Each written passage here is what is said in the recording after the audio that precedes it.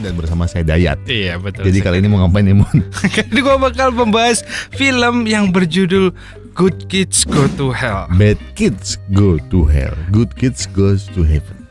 Good Kids Goes to PNS. Sama seperti halnya judulnya, film ini menceritakan sekelompok siswa yang kerap berbuat onar untuk kemudian diberi pelajaran. Oh iya. Jadi semacam apa itu ESK itu apa? Ekstrakurikuler. Oh, ekstrakurikuler untuk ya pokoknya itulah ya. Untuk merefleksikan kelakuan mereka selama ini. Nah, hukuman mereka kali ini dilakukan di sebuah perpustakaan tua. Iya, selama 8 tahun tanpa diberi alat elektronik untuk berkomunikasi. Mon 8 jam. Betul, 8 jam.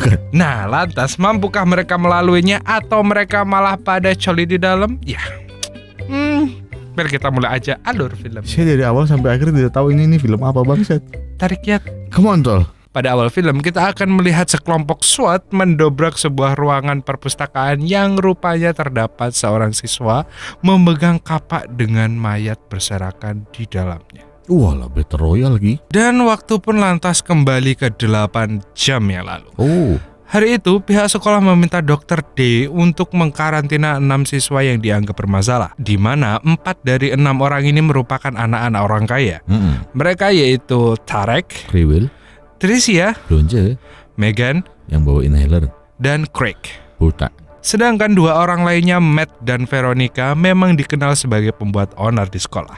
Dan kebetulan saat itu Matt memang sedang menjalani masa hukumannya, sehingga ia harus bersama 5 orang yang tertulis dari daftar itu. Oh, katut ya. Proses karantina itu akan berjalan selama 8 jam di sebuah tempat bernama Crestview Academy. Selain dibiarkan untuk refleksi diri, Dr. Day juga memberi tugas mereka untuk menulis tentang sejarah Crestview Academy. Tak hanya itu, mereka bahkan dilarang membawa alat komunikasi terutama handphone dan hanya ditinggali satu komputer dengan kualitas internet yang edgy. Mereka pun mulai masa karantina itu dengan menyibukkan dengan diri sendiri. Oh iya, di awal scene kita bisa lihat bahwa Megan harus melakukan hukuman ini karena tarian striptisnya yang dianggap melanggar peraturan sekolah. Padahal menurut Matt itu hanyalah pelampiasan atas dirinya yang kerap dikucilkan baik di sekolah maupun di rumah. Di tengah kesunyian itu tiba-tiba Veronica mengaku bahwa dia punya serabi lembut. Ya memang, karena dia cewek. Dia mengaku setelah ia mencoba mengerjakan proyek penulisan sejarah tadi, ia menemukan bukti bahwa tanah sekolah mereka merupakan jarah dari suku Apache oleh Jenderal Winston Clark yang kemudian diambil alih oleh pemerintah Crestview. Alhasil, Veronica meyakini bahwa tempat itu angker dan dipenuhi oleh hantu. Sampai pada akhirnya ia berusaha membuktikan pemikiran itu dengan mengajak teman-temannya melakukan pemanggilan roh. Awalnya mereka tak percaya, sampai pada akhirnya bel yang mereka gunakan berbunyi dengan sendirinya. Kemudian diikuti terpaan angin kencang dan lampu-lampu yang berkedip. Suasana mencekam itu membuat penyakit Megan kambuh. Alhasil ia berlari untuk inhalernya. Namun naasnya ia tak sempat menemukannya di mana-mana. Dan alhasil karena pernapasannya tercekat, ia harus kehilangan nyawa saat itu juga.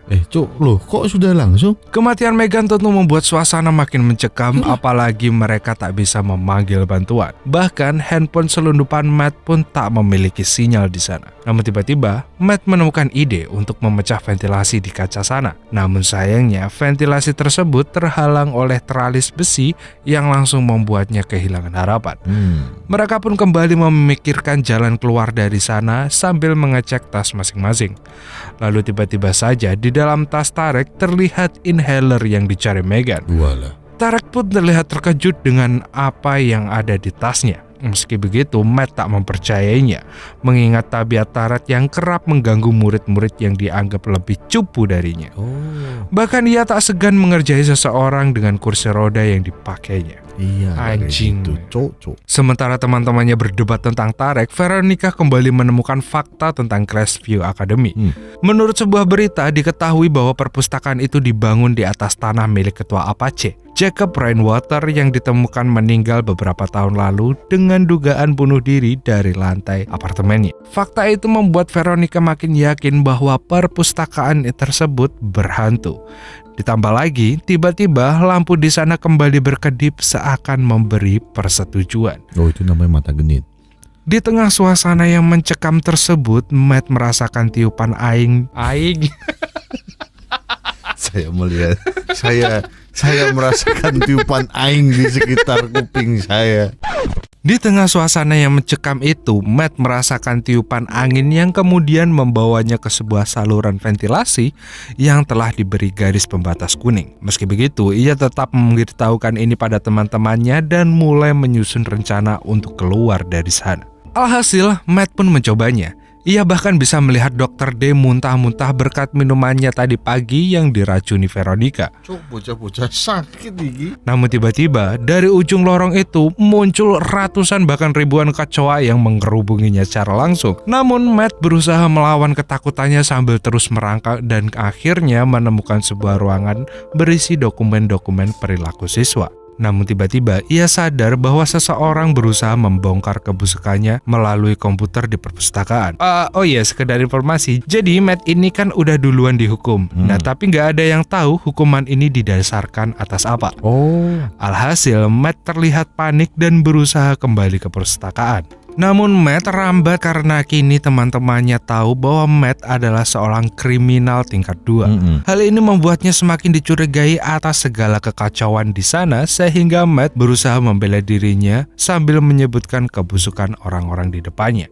Ia bahkan tak sengaja membongkar rahasia bahwa dulu saat ada pesta di sekolah, Craig berusaha menjebak Tricia dengan guyuran cat merah di atas panggung. Beruntungnya Matt berusaha menyelamatkannya bahkan tak sengaja meninggalkan luka pada kaki Matt yang terkenal sebagai siswa atletis tersebut. Tentu saja hal ini membuat Tricia murka, mengingat selama ini ia selalu berusaha terlihat berteman baik dengan Matt. Di tengah pelampiasan amarahnya pada Craig berusaha membela diri.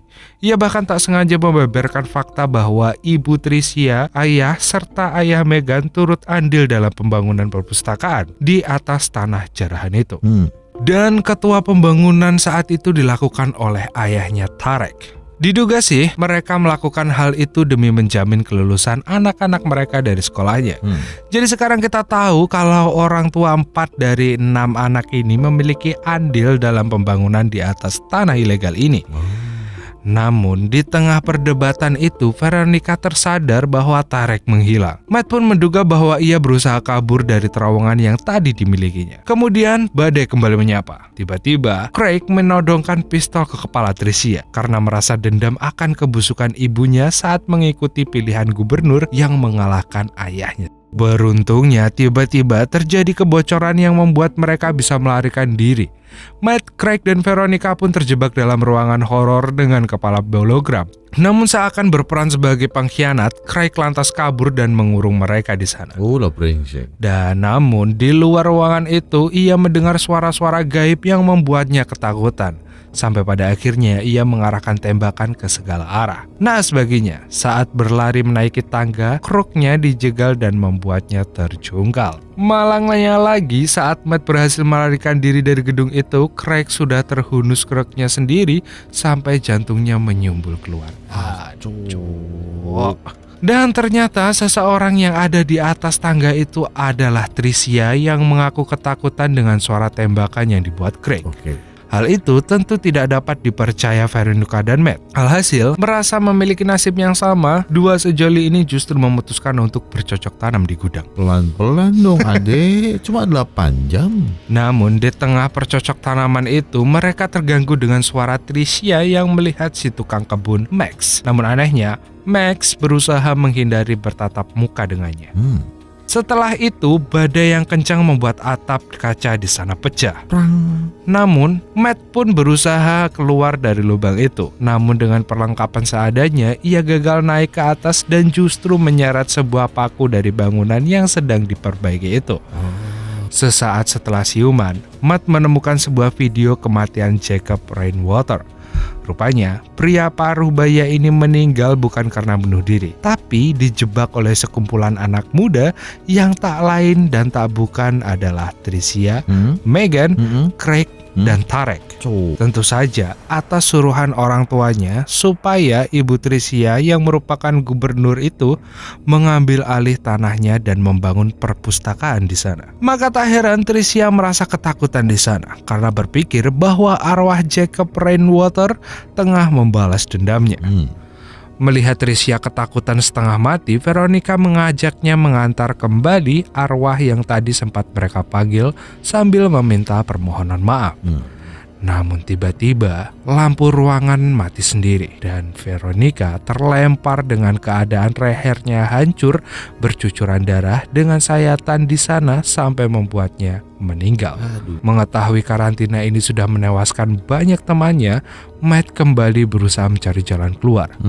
Namun tiba-tiba saja ada makhluk gaib yang menyusup sambil bergumam memanggil nama Tricia. Tricia tentu mengira itu adalah Jacob Rainwater yang ingin membalas dendamnya. Alhasil ia pun memilih untuk mengakhiri hidupnya sendiri dengan mengheadshot kepalanya menggunakan pistol paku. Bismillah headshot. Melihat temannya bunuh diri, Matt berusaha membalaskan hal itu pada si makhluk misterius ini. Namun tiba-tiba saja Veronica kembali sadar diri. Rupanya ia tadi hanya berpura-pura saja. Dan ternyata makhluk astral tadi adalah mayat Tarek yang sudah dikendalikan Dr. Dre. Ternyata Dr. Dre dan Veronica telah bekerja sama demi menghasilkan sebuah uang dengan cara membawa anak-anak orang kaya dan membuatnya terbunuh di atas tanah yang telah direbut paksa oleh orang tuanya tersebut. Tentu cerita itu akan menghasilkan keuntungan yang berlimpah bagi Veronica dan Dr. D yang berniat membuatnya menjadi sebuah film bermodalkan bukti CCTV saat Jacob Rainwater terbunuh. Lalu Veronica pun berusaha membunuh Matt untuk menghilangkan saksi mata. Namun tiba-tiba saja Dr. D membacok kepalanya karena ia merasa kesal telah diberi racun olehnya. Lagi pula Dr. D ingin melemparkan kasus ini pada Matt yang sudah terbukti bejat dengan riwayat kriminalnya sehingga tak mungkin ada yang mencurigainya. Sempurnanya lagi, Dr. D telah memanggil polisi ke sana. Namun tiba-tiba saja atas bantuan semesta, patung di belakang Dr. D berputar dan menebas kepalanya dengan sangat sempurna. Alhasil saat tim SWAT menerobos masuk, mereka melihat Matt menggenggam kapak dan membuatnya seolah-olah dalang di balik semua kekacauan ini. Padahal ia adalah korban yang sebenarnya. Dan di akhir film kita akan tahu bahwa Max adalah keluarga Jacob Rainwater. Maka tak heran jika ia tak menolong bocah-bocah itu dan memasang beberapa jebakan di dalam sana. Selain itu, kita juga akan melihat bahwa orang tua Tricia, Tarek dan Craig kembali menyogok sekolahan demi membersihkan nama mereka dari kekacauan itu. Dan filmnya pun tamat.